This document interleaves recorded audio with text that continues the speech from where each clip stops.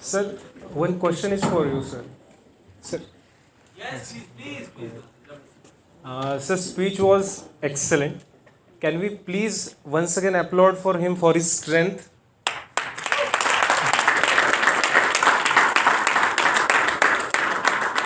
Sir, try to understand my question.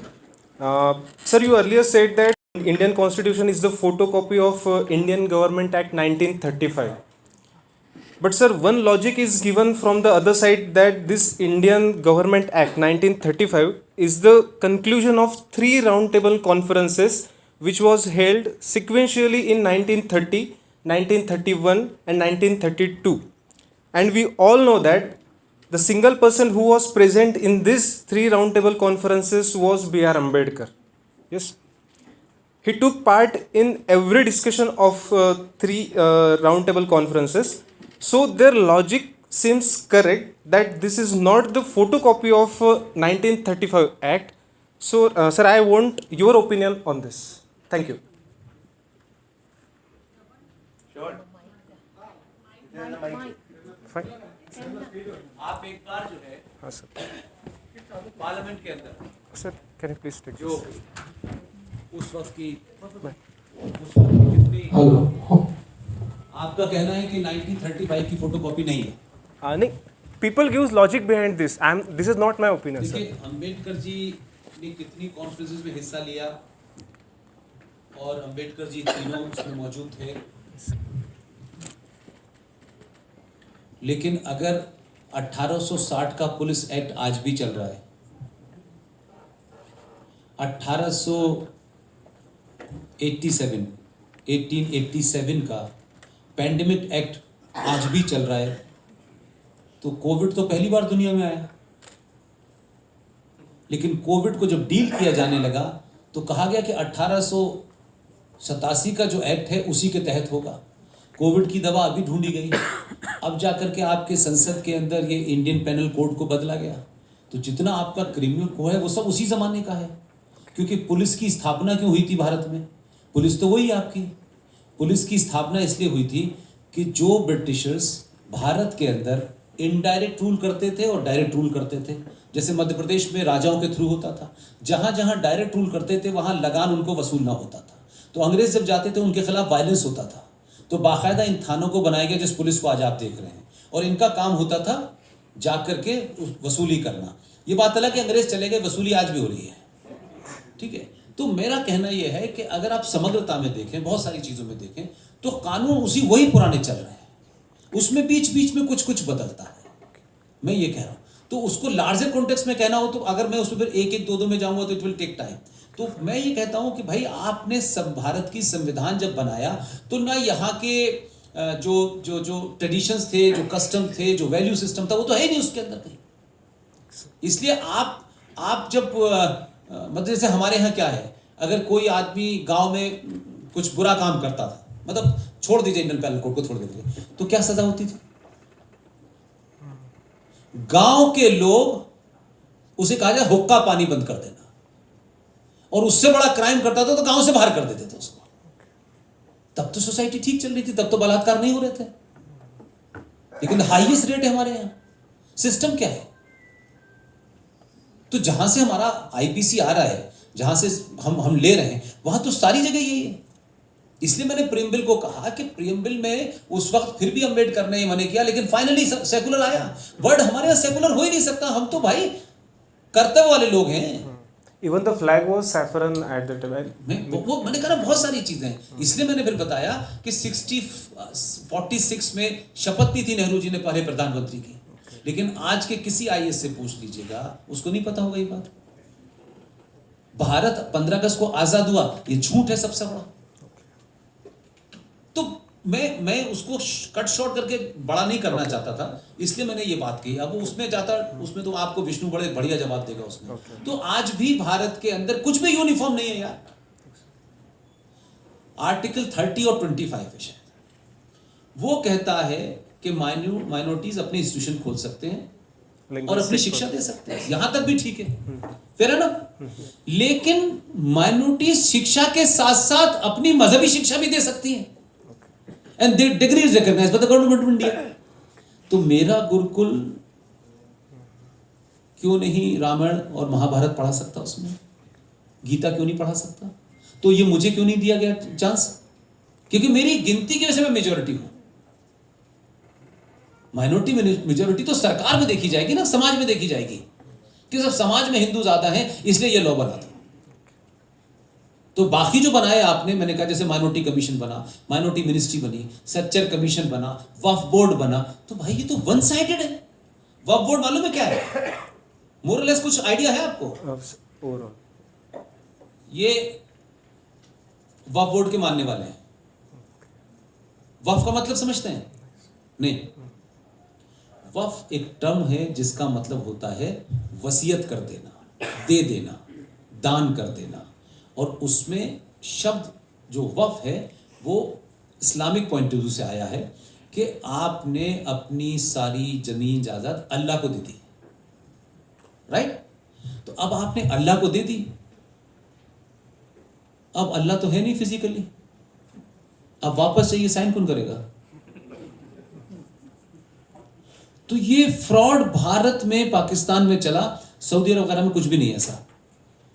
वक्फ के तहत ये कहा गया, फिर due respect to you, and it was 2013 1995 में नरसिम्हा राव सरकार में अमेंडमेंट हुआ, और 2013 में जब ये जो है ना आजकल राष्ट्रवादी बहुत घूम रहे हैं और ये भी फिर आएंगे 24 में आपके पास, इनकी गिनती 123 थी, 123 थी, एक नहीं बोला। और जब पार्लियामेंट लाइव होता था, वक्फ बोर्ड का कानून पास हुआ, दुनिया के किसी छोटे से छोटे देश में आपको नहीं मिलेगा कि ऐसा कानून भारत में महाज्ञानी, करोड़ों साल की परंपराओं को चलाने वाली, भट्टी से निकल के जाने वाले लोग बैठे हुए थे, उनका मुंह नहीं खुला, ना अंदर ना बाहर, ना समाज में कोई डिस्कोर्स हुआ इसके बारे में कि यार ये क्या चीज है, भाई समझाओ।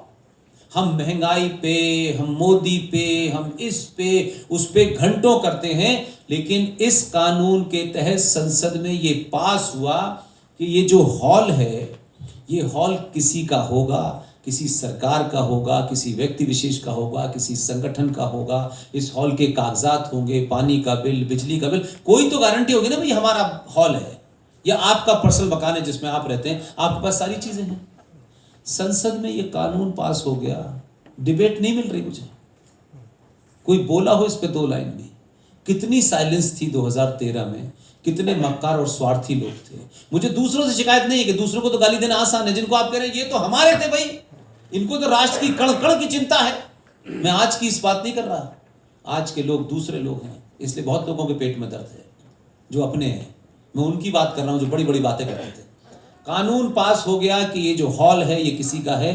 दो Waqf board is a private body, जैसे आप कोई एनजीओ बना लें, उस बोर्ड के दो लोगों को सिर्फ ये कहना है कि ये हॉल वक्फ की जमीन पे बना हुआ है।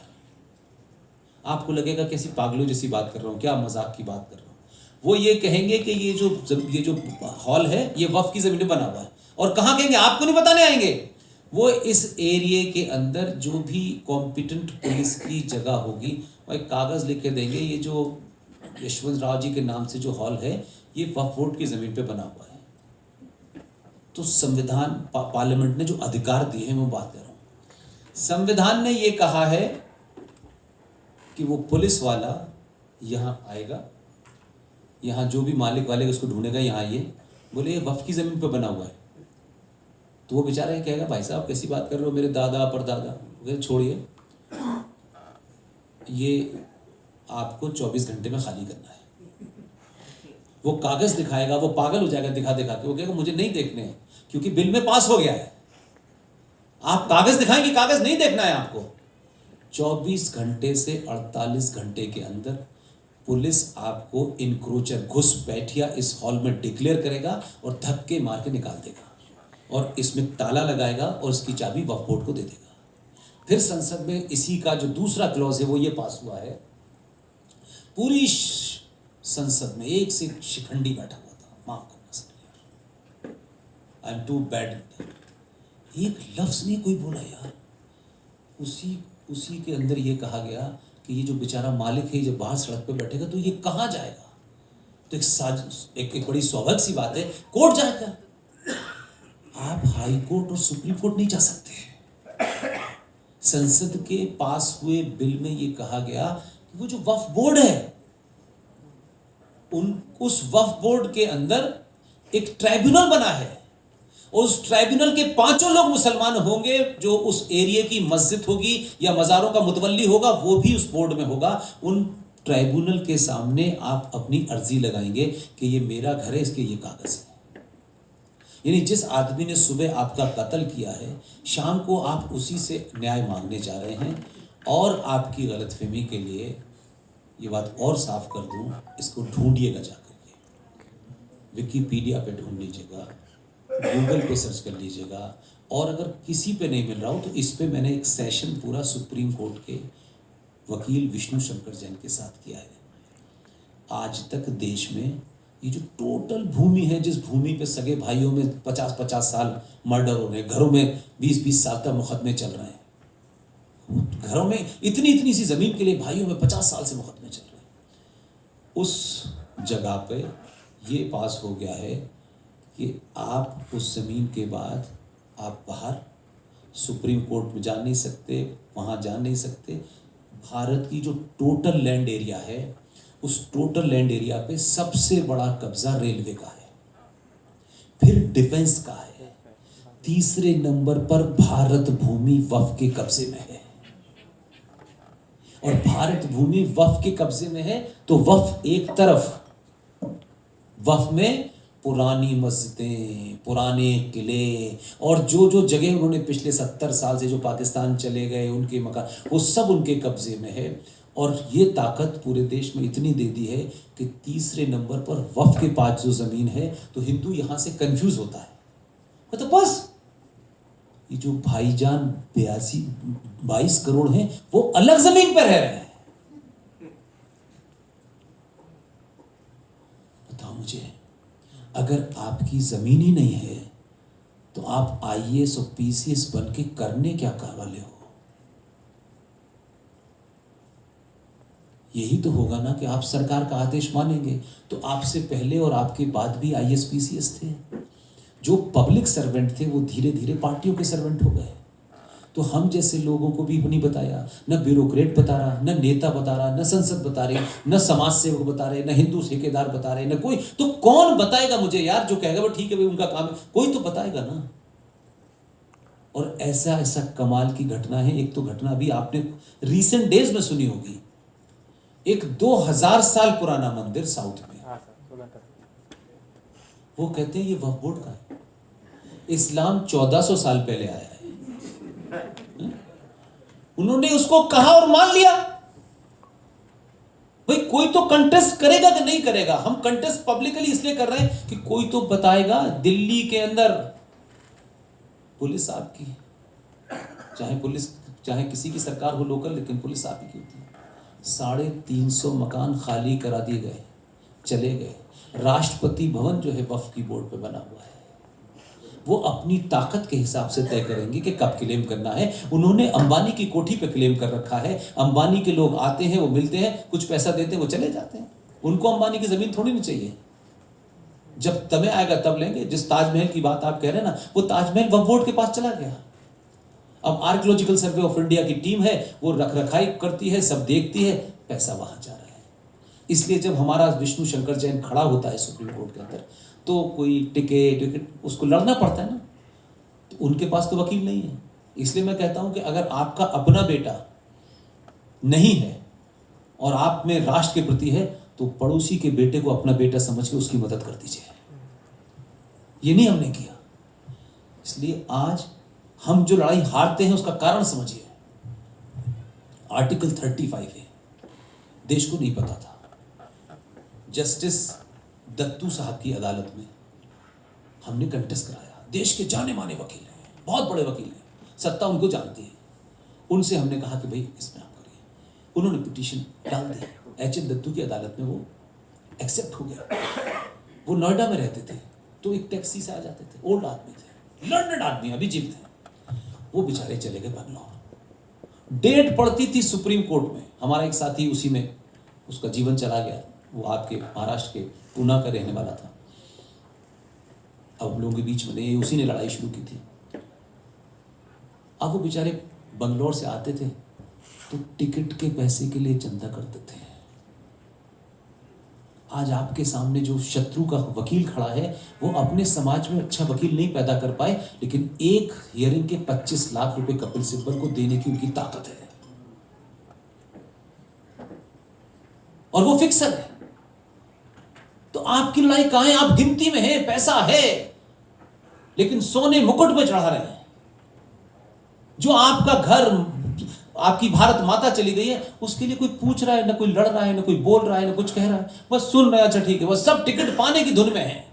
टिकट मिल जाए, 2 कमरे के मकान से निकले 12 कमरे के मकान में है, यही राष्ट्रवाद है, यही समाज सेवा है। होंगे 2-4% लोग कर रहे होंगे, लेकिन कहां है भैया? आपकी भूमि नहीं, आप करोगे क्या? मैं ये कह रहा हूं कि आप जिन बातों को कह रहे हो, अगर आप उसको समग्रता में देखोगे तो कॉन्स्टिट्यूशनल एक्सपर्ट आपको बताएगा। मैं तो कुछ पॉइंट बताता हूं। भाई माइनॉरिटी में आप कहते हैं भारत सेकुलर है, तो फिर ये अलग से एजुकेशन क्यों है भाई? हम कह रहे हैं कि गीता पढ़ाइए स्कूल में, तो नहीं साहब ये तो कम्युनलिज्म है। तो कुरान पढ़ाया जा रहा है, वो सेकुलरिज्म है। आप सोसाइटी को बांट रहे हैं ना। मुझे बताइए, किस मंदिर में किसी मंदिर में किसी ब्राह्मण ने लाइन में लग के जो आदमी प्रसाद देने आता है उससे कहा तुझे नहीं दूंगा, तू दलित है? कहीं सुनी है घटना आपने? इस देश में सनातनी हिंदू समाज का जो ताना बाना है, इतना खराब होने के बावजूद भी, इतनी इसमें कमियां होने के बावजूद भी ऐसा नहीं हो रहा। इस देश के संविधान ने बताया कि आप ब्राह्मण हैं, आप ठाकुर हैं, आप बौद्ध हैं, आप फलाने हैं। किसी कॉलम में पूछा आज तक आपसे? मुसलमान से पूछी किसी ने जाति क्या है आपकी? अंसारी कौन है, कुरैशी कौन है, सैयद कौन है? ये तो नहीं पूछते। आप ही से क्यों पूछते हैं? संविधान पूछता है ना आपसे। किसने कहा? संविधान लिखवा है आपका धर्म क्या है, हिंदू, खत्म कहानी। ये तो डिवीजन आप ही ने किया, और ये आपने क्या किया? ब्रिटिशर्स ने किया। आपका 1931 का आखिरी जो कास्ट सर्वे है वो तो ब्रिटिशर्स ने किया, उससे पहले तो होता नहीं था। और ये सर्वे शुरू क्यों किया? 1857 के युद्ध में बुरी तरह से मारे गए थे, तब उन्होंने जो सबसे ताकतवर आपकी संस्था थी उसको उन्होंने तोड़ा, कास्ट में डिवाइड किया आपको, कास्ट सर्वे हुए, और वो आज भी चल रहा है। और आज भी एक पार्टी जो है कास्ट सर्वे कराने में पगलाई से घूम रही है, क्योंकि उसे सत्ता में आना है। Max Muller was behind this. But वो तो चल तो आज भी रही है ना। आज जो लोग उस 1885 में जो इंडियन नेशनल कांग्रेस बनी थी, जिसके फाउंडर एओ ह्यूम थे, उनके वारिस तो आज भी खुल के कह रहे हैं, क्या कहते हैं कि हमें जाति का सर्वेक्षण कराना है। तो व्यवस्था तो वही है, शक्ल ही तो बदली है ना। तो मैकमोले की नाजायज संतानें आज भी है, क्या करोगे आप? तो वो जो बात आप कह रहे हो मैं उसको मानने को तैयार हूं, लेकिन आप जब पढ़ोगे ना उसका बहुत गंदगी है उसमें, बहुत गंदगी है। अब यहां से कह देंगे तो राय पुष्पेन जी ने संविधान का विरोध किया, ये सब नौटंकी हो जाएगी। सॉरी यार, thank you. Satisfied with the answer, sir. Thank you so much.